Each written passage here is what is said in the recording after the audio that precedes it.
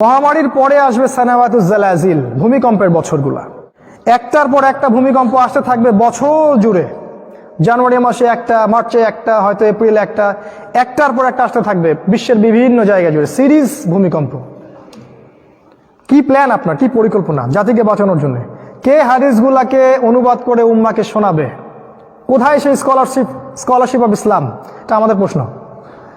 হাদিস তো সহিহ, কোনো ওয়ে নাই হাদিসকে জয়ী প্রমাণ করার। আর আপনার বক্তব্য হচ্ছে না, এটা অনেক পরের সময় আসবে, এখন চিন্তা করার কিছু নাই।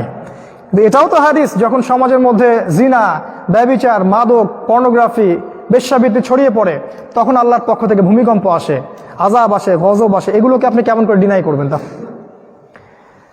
আর নবীজি বলেছেন কিয়ামতের বড় বড় সাইনগুলোর মধ্যে একটা হচ্ছে বেশি থেকে বেশি ভূমিকম্প হবে, বেশি থেকে বেশি।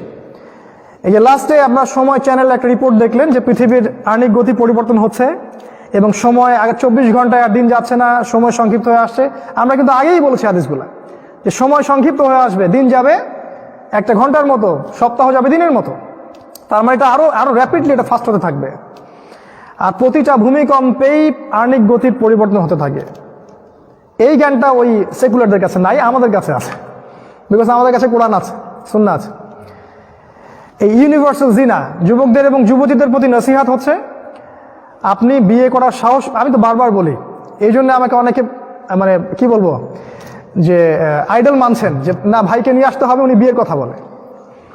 আমি বারবার বলি যে বিয়ের বয়স হয়ে গেলেই আপনার ফিজিক্যাল মেন্টাল ম্যাচুরিটি আছে, বেশি না, আপনার নিজের মতো চলার অর্থ আছে, নিজের চলার অর্থ আছে, আপনি বিয়ে করে ফেলেন। ওই একজনের খাবার আল্লাহ পাক 2 জনের জন্য যথেষ্ট করে দিবেন ইনশাআল্লাহ তাআলা। এটা ছাড়া আপনি জেনা থেকে বাঁচতে পারবেন না। এটা করেও জেনা থেকে বাঁচতে পারবেন না যদি পর্নোগ্রাফি থেকে বের না হতে পারেন।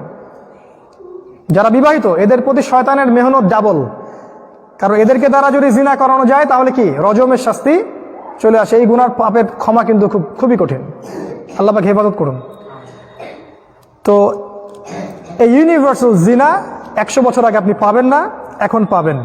গ্লোবাল জিনা, গ্লোবাল জিনা, সারা বিশ্বের মানুষ এখন গ্লোবালি জিনা করছে ঘরে বসেই। মানে আমেরিকার একজন মেয়ের সাথে ঘরে বসে বাংলাদেশের একটা ছেলে জিনা করছে। বুঝতে পারছেন কি বলতে চাচ্ছি? Global pornography. এটা কখনো ছিল হিস্ট্রিতে?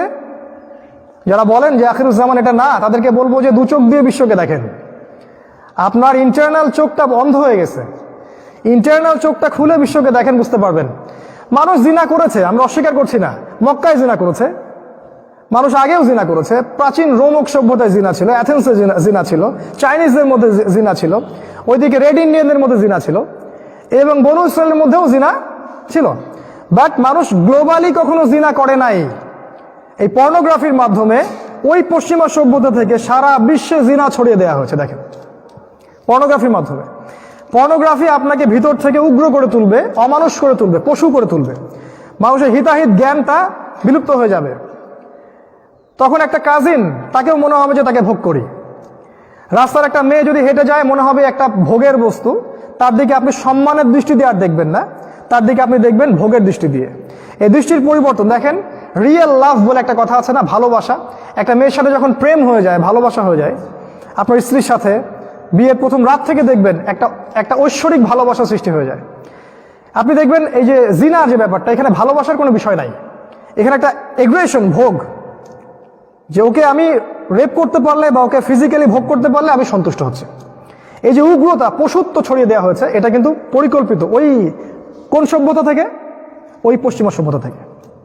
ওই ব্রিটেন, ওই আমেরিকা, ওই জার্মানি, ওই ফ্রান্স, ওই দেখবেন ইসরায়েল, এরাই হচ্ছে এর মূল হোতা।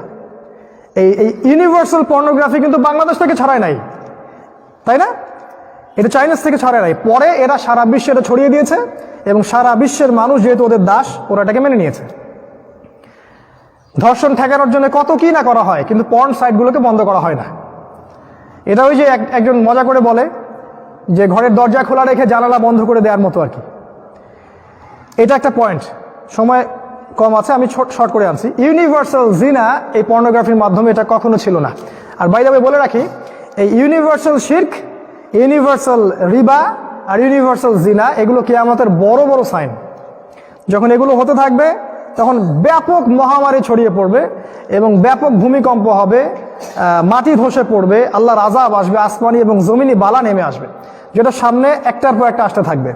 নবীজি বলেছেন একটা মালা, একটা গেঁথে দেওয়া মালা ছিঁড়ে দিলে যেমন করে পুঁথিগুলো পড়ে যায়, ওইভাবে একটার পর একটা ফিতনা এরপর সামনে আসতে থাকবে।